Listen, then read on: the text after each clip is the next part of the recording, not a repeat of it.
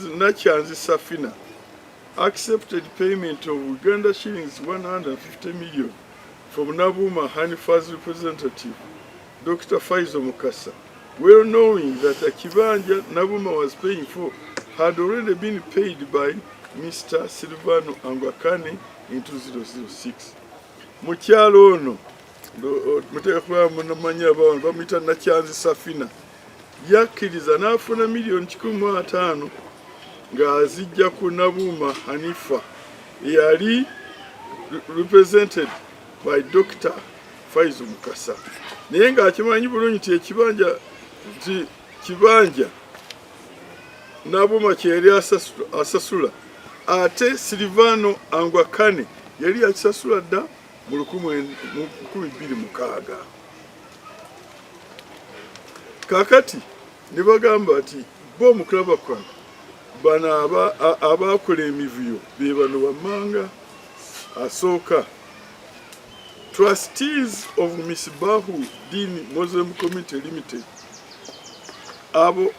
abayima aba trustee Misbahu Dini Muslim Community Limited abo nga ye Sheikh Jamiru Muwonge, Hadadi Matovu ne Kabite Maimuna bakola ensobi bwe bawa amawulire agatali matuufu ne bafuna ekyapa mu ngeri etali ntuufu, fraudulently obtaining the title of ne bafuna ekyapa wonna ng'ate ekyabwe kiriho ne hafu. Ate n'omulala yakola ensobi yali Nachanzi Safina eyafuna sente mu ngeri etali ntuufu, follows capable of obtaining money by false pretense.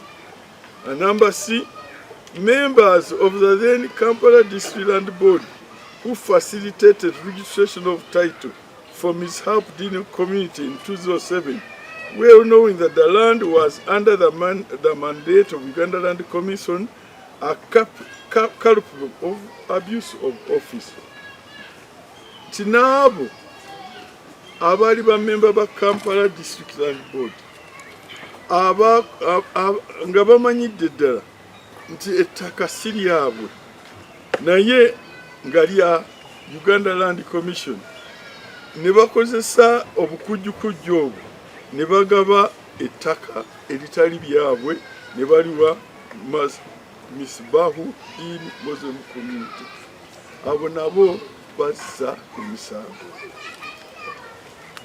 Abanoonyereza ne bazuula bano ne bagamba bino, they observe the Sheikh Muhammad Rwega family members formed and registered themselves as Misbahu Dini Muslim Community and acquired a title for the whole plot 54 instead of just a portion they were in occupation of. Nti bano family ya Sheikh Muhammad Rwega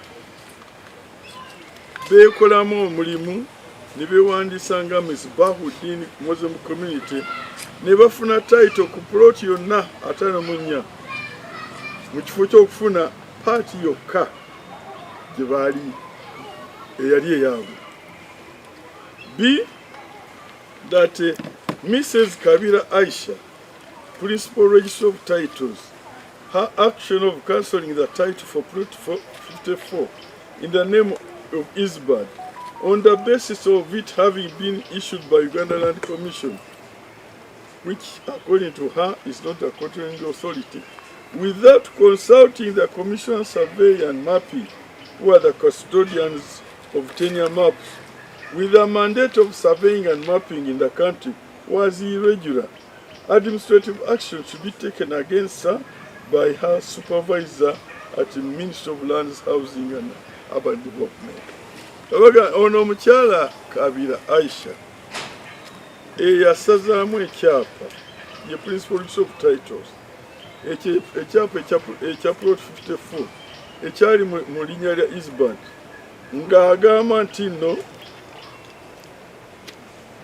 on the basis of having been issued nti ettaka title yaweebwa bubi aba Uganda Land Commission yakola nga tagoberedde mateeka kubanga nga principal register of titles mu bumanyirivu ekyo ekifo kyomuwa yandisoose n'agenda ewa commission of surveys and mapping oyo akulira ebya survey ne maps n'amulaga bulungi map ez'eggwanga kyandibadde kisobola okumulaga nti lino ettaka lya Uganda Land Commission naye Syria District Land Board.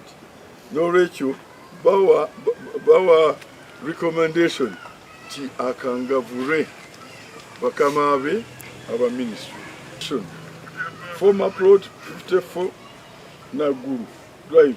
Now plot 54 and plot 3 belongs to two entities, which one part belongs to Isbad University, having acquired it from Silvano Angwakane, who had fully compensated the occupants, and another part from Miss Habdin Muslim community, the Rubega family.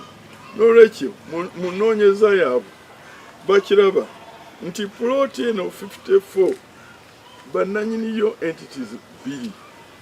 Esooka ye Isbad University. Plot eno kati tekyali 54 yokka, eri 54A ne plot 3. Kati bano abanyoleza abantu corruption unit ya State House nebagamba nti kole entities bannannyini bali babiri. Asooka ye Isbad University, eyokubiri Isbad University ye yafuna nga okufuna kwava mu Silvano Angwakane, who had fully compensated the occupants. Angakwane ye yali amaze okusasula bonna abaaliwo, ate abalala bannannyini plot eno okubiri ye Mizbahu Dini Muslim Community family ya Rubega, that's the Rubega family.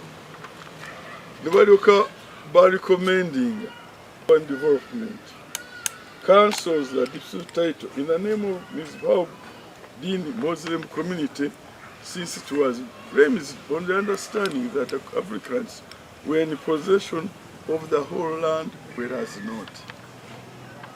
Inti ministry yaffe esazeemu ekyapa ekya Mizbahu Din Muslim Community kubanga kyaweebwa District Land Board nga eri kwandasa nti kyonna kyabwe so nga tekyali. N'okyo ekyapa kisazibwemu. Number B, Department of Survey and Mapping, Ministry of Lands and Housing and Urban needs to conduct a boundary opening survey on the land comprising plot 54 Naguru Drive. Kati Ministry of Lands, Housing and Urban Development Ministry gyendimu ereete abasaveya baayo bayawulemu bulungi part enda eri ne part ya Isbad. Number C, Mizbahu Dini Muslim Community, Rubega family, be assisted by the ministry to acquire title for the portion they occupied originally since 1923. Kati for our ministry, tuyambe Mizbahu Dini Muslim Community, Rubega family, bafune ekyapa ku kitundu kyabwe kyebabaddeko okuviira ddala mu 1928. Ekisema D, Isbad University eyambibwe Kampala RCC Resident City Commissioner Kampala oba Nakawa, using the Divisional Security Committee to occupy the land where it compensated the original tenants through Silvano Angwake and be issued for that a title for that portion.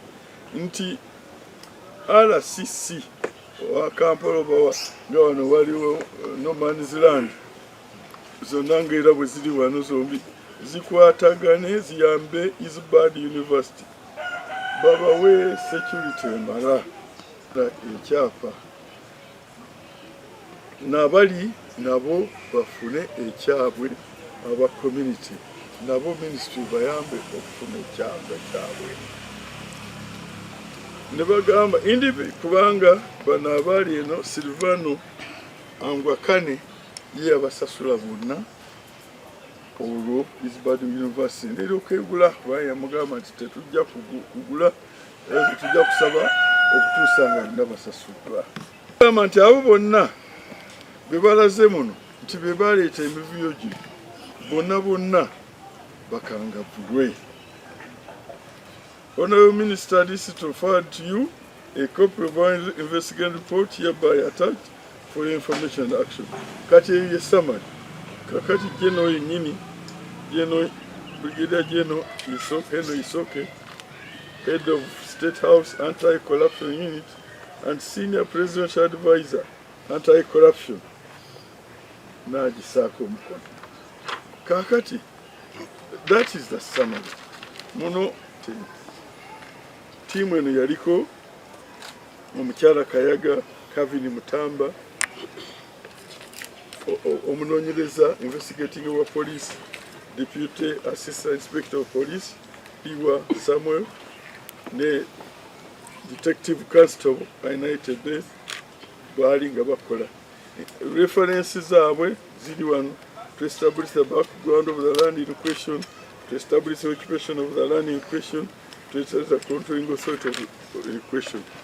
Amateeka gonna bagago irregularities okuzinonyeza.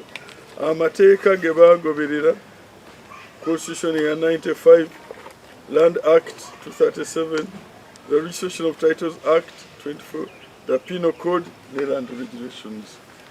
Bibanonya byonna background yonna eri wano mu detail zizino muno ngesookayo yebbaluwa gye nawandikira General Isoke Head State House nga 2 October 2024 nga mugamba ayingire mu nsonga zino anoonyereze era nze nagisayininga ne paako munange Honorable Pasis Namuganza Minister of State House ne mwako kopi ebbaluwa eno.